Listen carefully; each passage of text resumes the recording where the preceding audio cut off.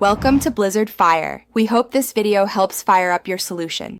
In this video, I will show how to reset service on a VW Golf 5. First, ensure your ignition is off. Then, press and hold the trip reset button on your instrument cluster. While holding it, turn the ignition to the on position without starting the engine. Keep holding the button for about 10 to 15 seconds until the service message disappears. Release the button, and your service light should be reset. This simple procedure can be done at home. Let's walk through the steps again for clarity. Start with the ignition completely off. Locate the trip reset button on your dashboard, usually near the speedometer. Press and hold this button firmly.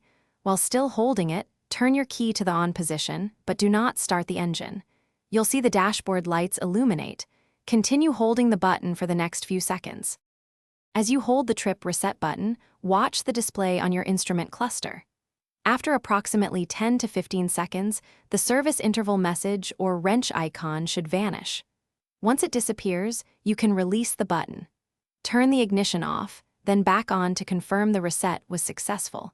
Your VW Golf 5 service reminder is now cleared, ready for your next maintenance interval.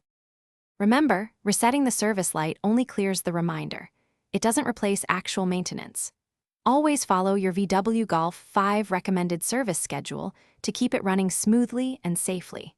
Regular oil changes and inspections are crucial for vehicle longevity and performance. Also, for other great deals and the link to those amazing darn tough socks with a lifetime warranty, make sure to check out the description below this video. Thanks for watching and drive safely. Thanks for watching. If you found this helpful, don't forget to like and subscribe.